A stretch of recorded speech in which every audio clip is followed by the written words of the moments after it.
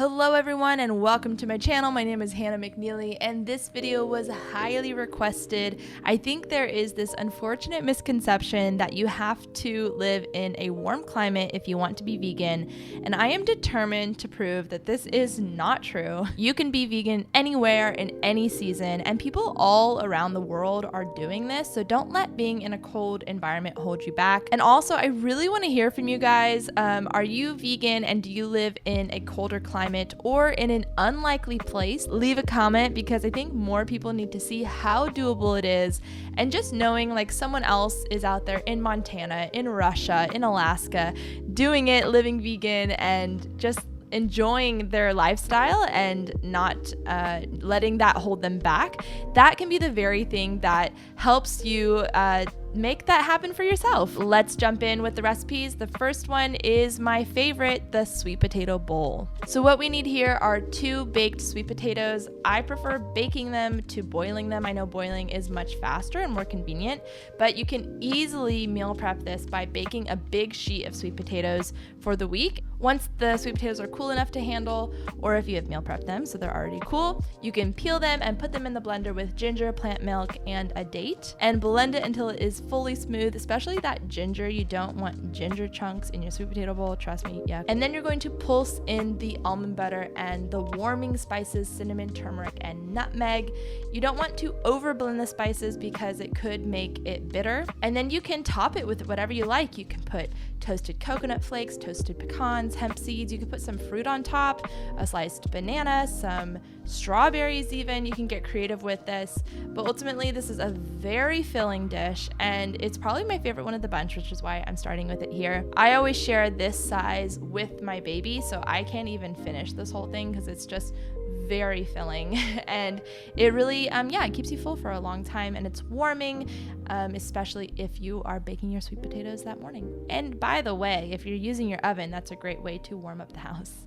Next, we're going to do a porridge made with millet and fruit compote. I love oatmeal, but millet is a fun alternative if you want to try a new kind of grain with a totally different texture. Just cook up your millet with your plant milk. You can use coconut milk or soy milk or whatever you like, and water in a saucepan, and that takes about 20 to 25 minutes. And because it does take a little bit of a longer time, I recommend doing sort of a batch for this in the beginning of the week, and then you just have your millet to serve out throughout the week. And then to make your fruit compote, it's so easy. You don't need sugar. You can just use frozen or fresh berries, but if you're in a cold climate, I'm gonna guess you have access to frozen ones, and stir that in a saucepan until it's nice and thawed and hot, and add maple syrup and let it simmer. And you can use the liquid on top of your millet porridge, or you can just use the fruit and reserve the liquid for something else. For this next recipe, I turned to Minimalist Baker for this beans on toast recipe. If you are from the UK, you know exactly what I'm talking about because this is a very common sort of traditional breakfast in the UK. I remember having this in Ireland when I was traveling there so many years ago. Gosh, that was 12 years ago now. Holy moly. There's so many delicious flavors. It's a very vinegary flavor, this particular recipe, and beans are such a high source of plant-based protein, and they're so great for you. I don't know if you know this, but beans for the win. Try to get more beans into your diet, especially if you can pair them with a grain. So we're gonna serve these beans on top of some sourdough toast with some wilted spinach and very quickly steamed cherry tomatoes. The wilted spinach just adds so much delicious depth of flavor and minerals. This is such a fun breakfast if you really like to mix it up, especially if you like savory things. Next, we are going to make some roasted potatoes. This is so easy, a great way to use your oven. Again, an economic and environmentally friendly way to warm up your house, doing 2 things at once. We're going to roast our potatoes, onion, bell pepper, garlic powder, salt, pepper, chili powder, and get them nice and tossed together with those seasonings and roast them until they are a little bit browned. and pokeable. So I don't use oil when I roast. I use oil every once in a while, and when I eat out I have oil. I'm not a strict crazy person, but generally I don't use oil because oil is not a whole food, and I just wouldn't want to start my day that way. But these are absolutely delicious. You do not need oil to get your potatoes nice and yummy. I like to use parchment paper in the oven. Some people love to use an air fryer. I just don't really have space for that extra appliance. But yeah, go crazy with the potatoes. Potatoes are so full of delicious calories, full of nutrition, and should not be avoided. And finally, we're gonna go to Minimalist Baker again for a recipe of kitchari. If you've never heard of kitchari, this is another Ayurvedic type of meal.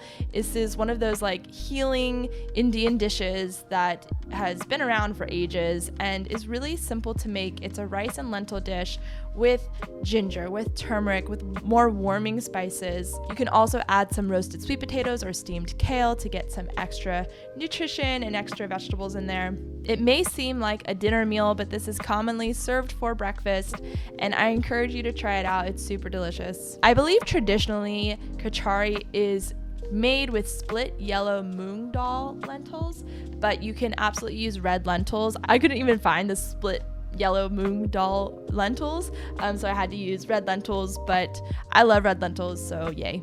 But if you want to get really specific, I'm sure you can find them online, as you can with everything else. There are so many wonderful dishes that you can eat for breakfast if you want to get creative. I love to keep it simple. I love to throw a sweatshirt on and stand under the heater to drink smoothies in the winter sometimes, and yes, it does get cold in California.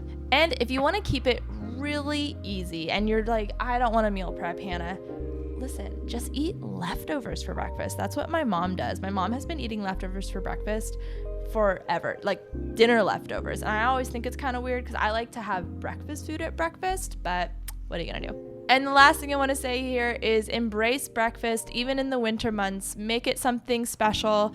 The first meal of the day is very important, so don't skip it. The end.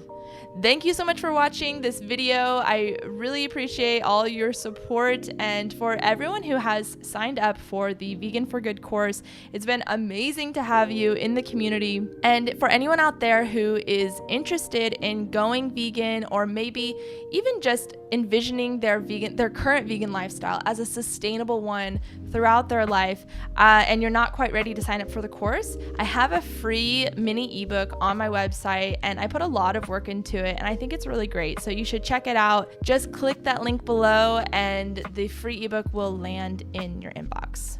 Have a wonderful day, and I hope you can find some warmth very, very soon. Goodbye.